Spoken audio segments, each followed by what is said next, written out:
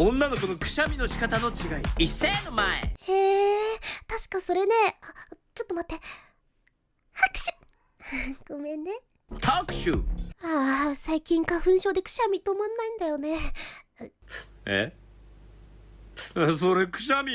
不思議なツボ見つけちゃった人。これなんだろう。てかここほっこりっぽいな。はぁ、は